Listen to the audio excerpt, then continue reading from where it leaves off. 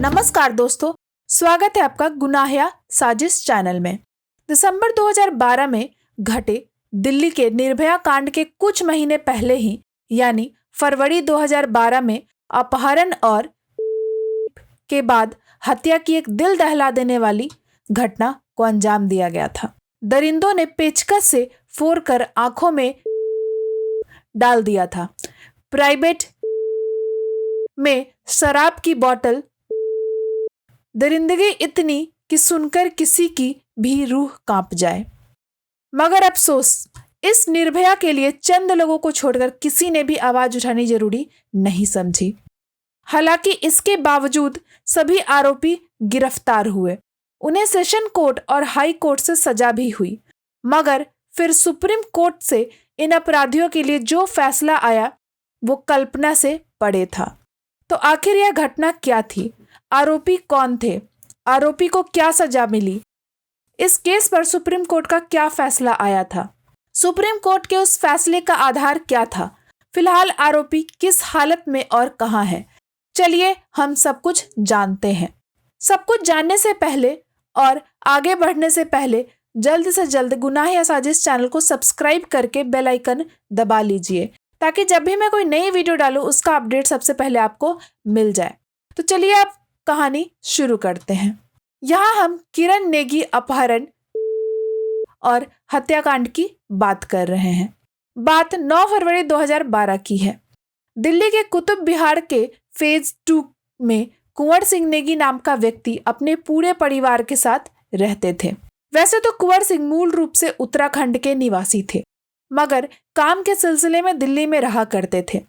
कुंवर सिंह नेगी बेहद गरीब थे तथा बतौर सिक्योरिटी गार्ड के तौर पे काम किया करते थे और काम करते हुए अपने परिवार का भरण पोषण करते थे। इन्हें सिक्योरिटी गार्ड का काम करते हुए एक लंबा समय बीत चुका था, मगर अब 2012 के आसपास यह सिक्योरिटी गार्ड की नौकरी छोड़ने का मन बनाने लगे थे, क्योंकि परिवार की बड़ी बेटी नौकरी करने लगी थी। इस बेटी का नाम था किरण नेगी। घटना के समय उसकी उम्र लगभग 19 साल थी। किरण नेगी पढ़ाई लिखाई में बचपन से ही काफी होशियार थी और पढ़ाई खत्म करने के बाद इससे एक कंपनी में नौकरी भी ले ली थी। किरण का ऑफिस उसके घर से कुछ ही दूरी पर था और वो लगभग 20 मिनट पैदल चलकर ऑफिस से घर और घर से ऑफिस जाती थी। रोज की तरह 9 फरवरी 2012 को भी किरण ऑफिस जाती है, मगर आज उसे ऑफिस से घर आते हुए थोड़ी देर हो जाती है। रात के लगभग 9 बज चुके थे, मगर किरण अब तक घर नहीं लौटी थी। किरण को भी पता था कि अगर उसे घर लौटने में थोड़ी देर और हुई तो उसके परिवार वाले बहुत ज्यादा परेशान हो जाएंगे। इसीलिए वो अपनी 2 सहेलियों के साथ तेजी से चलते हुए अपने घर की तरफ बढ़ने लगती है। अभी किरण अपने घर से कुछ ही दूरी पर थी, तभी अचानक से एक लाल रंग की टाटा इंडिका कार उसके पास आकर रुकती है। अभी यह तीनों लड़कियां कुछ समझ पाती उससे पहले ही कार से 2 लड़के उतरते हैं और अचानक से किरण को खींचकर अंदर डाल लेते हैं।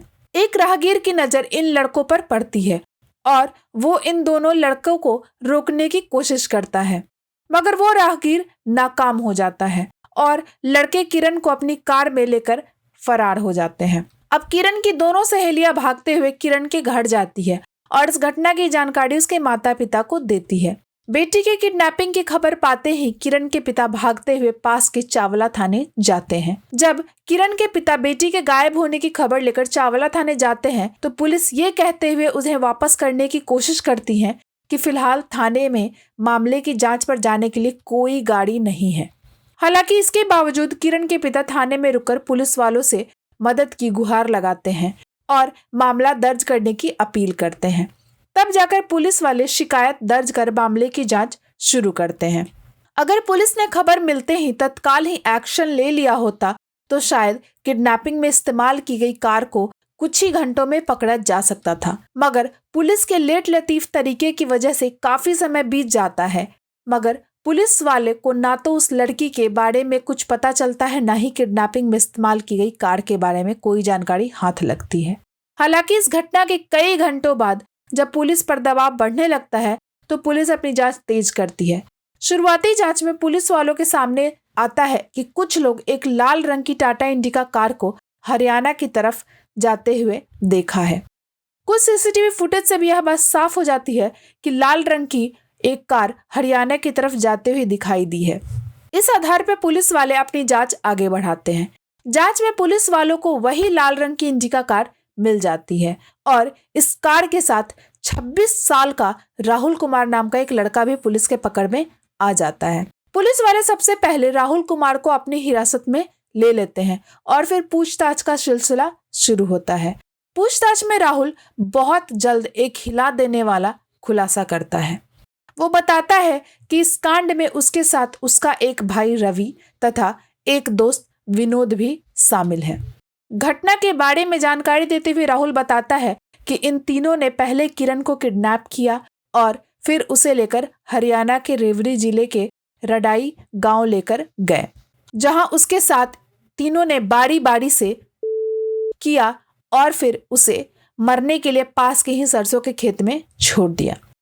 राहुल द्वारा दिए गए बयान के आधार पर पुलिस वाले अब अपनी तहकीकात आगे बढ़ाते हैं और सबसे पहले राहुल के बताने पर हरियाणा के रेवड़ी जिले के उसी गांव पहुंचते हैं जहां पर किरण नेगी को मरने के लिए इन लोगों ने छोड़ दिया था। थोड़ी मेहनत के बाद पुलिस वालों को सरसों के खेत में किरण नेगी की लाश मिल जाती है। शव को इतनी बुरी तरीके से क्षतिग्रस्त किया गया था कि किसी के लिए भी उसका चेहरा पहचानना लगभग नामुमकिन सा था। चेहरे को बुरी तरह से लहूलुहान किया गया था। शरीर पर कई जगह जलने के निशान थे। शरीर के कुछ अंगों को से भी जलाया गया था। शव की स्थिति बता रही थी कि इन दरिंदों ने किरण नेगी के साथ कितना ज्यादा हैवानियत किया है। पुलिस वाले शव को कब्जे में लेकर पोस्टमार्टम के लिए भेज देते हैं, जबकि राहुल के दिए गए बयान के आधार पर अब पुलिस इस घटना में शामिल 2 और आरोपी रवि तथा विनोद की तलाश में लग जाती है। पुलिस वालों की मेहनत रंग लाती है और बहुत जल्द इन दोनों को गिरफ्तार कर लिया जाता है। पुलिस जांच को आगे बढ़ाते हुए सबूत भी इकट्ठा करना शुरू कर देती है। किरण नेगी के शव के पास से पुलिस वालों को कुछ बाल के सैंपल मिलते हैं। इसके अलावा वहां पर पुलिस वालों को 2 प्लास्टिक के ग्लास, स्नैक्स के खाली पैकेट, मोबाइल, मिट्टी के बर्तन के कुछ टूटे हुए टुकड़े, एक वॉलेट तथा कई दूसरे सबूत भी मिलते हैं। इसके अलावा पुलिस वाले कार से तथा लड़की के शव से डीएनए सैंपल तथा कुछ फिंगरप्रिंट भी जमा करते हैं। पोस्टमार्टम रिपोर्ट से खुलासा होता है कि इन दरिंदों ने किरण को अपहरण करने के बाद बुरी तरीके से मारा पीटा था और फिर उसके साथ बड़ी बेरहमी से किया। फिर कार में मौजूद लोहे के रिंच और जैक से किरण के सर पे बुरी तरीके से वार किया था ताकि उसे खत्म कर दिया जाए। पुलिस के जांच में यह भी खुलासा होता है कि करने के बाद यह आरोपी पीड़िता की पहचान छुपाने के लिए पहले तो उसके सर को बुरी तरह से कुचलते हैं। पुलिस वाले अपनी जांच पूरी करने के बाद 40 पन्नों की रिपोर्ट बनाते हुए अदालत में पेश करती हैं और मामले की सुनवाई स्थानीय सेशन कोर्ट में शुरू होती है। सेशन कोर्ट में पुलिस जांच रिपोर्ट, डीएनए रिपोर्ट तथा अन्य सबूत के अलावा 49 गवाह भी पेश करती है। सभी सबूत, डीएनए रिपोर्ट तथा गवाहों के बयान के आधार पर सेशन कोर्ट इन तीनों अपराधियों को किरण नेगी के अपहरण के बाद और फिर हत्या का दोषी करार देते हुए तीनों को सेशन कोर्ट द्वारा मृत्युदंड की सजा सुनाई जाती है। निचली अदालत में मौत की सजा पाने के बाद ये तीनों आरोपी दिल्ली हाई कोर्ट में अपील करते हैं। यहाँ भी मामले की सुनवाई लंबे समय तक चलती रहती है और फाइनली 2014 में दिल्ली हाई कोर्ट इन तीनों अपराधियों को निचली अदालत में मिली मौत की सजा को बरकरार रखते हुए सजा सुनाती है। सेशन कोर्ट तथा दिल्ली हाई कोर्ट से मौत की सजा पाने के बाद अब 2016 में तीनों आरोपी इस सजा के खिलाफ सुप्रीम कोर्ट का दरवाजा खटखटाते हैं। मामला सुप्रीम कोर्ट में आते ही केस की फाइल सुनवाई के इंतजार में सालों यूं ही पड़ी रहती है। जब इंसाफ का इंतजार लंबा होने लगता है तो किरण के पिता खुद ही इंसाफ के लिए दर दर भटकने लगते हैं, मगर उनकी कोई भी नहीं सुनता। यहाँ तक वह इंसाफ मांगने के लिए दिल्ली के तत्कालीन मुख्यमंत्री शीला दीक्षित के पास भी जाते हैं, मगर इंसाफ की बजाय उन्हें 1 लाख का चेक देकर वापस भेज दिया जाता है। यह भी कहा जाता है कि ऐसी घटनाएं तो होती रहती है। व्यवस्था से परेशान होकर किरण के पिता इंसाफ मांगने जनता अदालत में आते हैं। वो लोगों से साथ देने की अपील करते हैं, मगर बस गिनती के कुछ लोग ही उनके साथ आते हैं। कुछ साल बीत जाने के बाद आखिरकार सुप्रीम कोर्ट में मामले की सुनवाई शुरू होती है। सुप्रीम कोर्ट की सुनवाई में चीजें काफी तेजी से बदलने लगती है। जो कुछ अब तक सेशन कोर्ट तथा हाई कोर्ट में आईने की तरह साफ नजर आ रहा था, सुप्रीम कोर्ट में सब कुछ उल्टा नजर आने लगता है। सुप्रीम कोर्ट की सुनवाई के दौरान पुलिस की कई सारी खामियां नजर आने लगती है। पहले तो सुप्रीम कोर्ट द्वारा दिल्ली पुलिस को इसलिए फटकार लगाई जाती है कि जब किरण के पिता शिकायत लेकर थाने गए थे तो पुलिस वालों ने मामले की तत्काल जांच करने से इसलिए मना कर दिया था क्योंकि तब उन्होंने थाने में कोई गाड़ी न होने का हवाला दिया था। सुप्रीम कोर्ट में यह भी सामने आता है कि जब हरियाणा के रेवाड़ी में किरण की लाश मिली थी तब पुलिस ने वहीं पर बॉडी की गहराई से जांच नहीं की थी।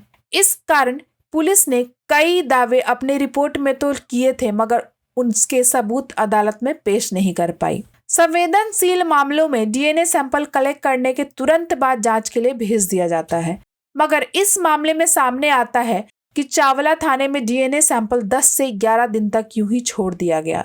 उसके बाद जांच के लिए भेजल गया। आखिर डीएनए जांच में इतना समय क्यों लगाया गया, इस बारे में दिल्ली पुलिस कोई स्पष्ट जवाब नहीं दे पाई। डीएनए ही नहीं, वारदात में इस्तेमाल किए गए कार को भी दिल्ली पुलिस ने तुरंत फॉरेंसिक लैब में जांच के लिए नहीं भेजा, बल्कि वो भी लंबे समय तक थाने में खड़ी रही। पुलिस ने निचली अदालत में अपने 49 गवाह भी पेश किए, मगर सुप्रीम कोर्ट में सामने आता है कि 49 में से केवल 39 गवाह के ही बयान ट्रायल कोर्ट में दर्ज किए गए थे। इस पूरी जांच में दिल्ली पुलिस को सुप्रीम कोर्ट से तब सबसे बड़ा झटका मिलता है जब खुलासा होता है कि दिल्ली पुलिस ने अपराधियों की पहचान के लिए अनिवार्य तौर से पर किया जाने वाला शिनाख्त परेड भी नहीं किया था। सुप्रीम कोर्ट की जांच में दिल्ली पुलिस की कई सारी खामियां नजर आती है। इस कारण अदालत में पूरा केस बहुत ही कमजोर पड़ जाता है।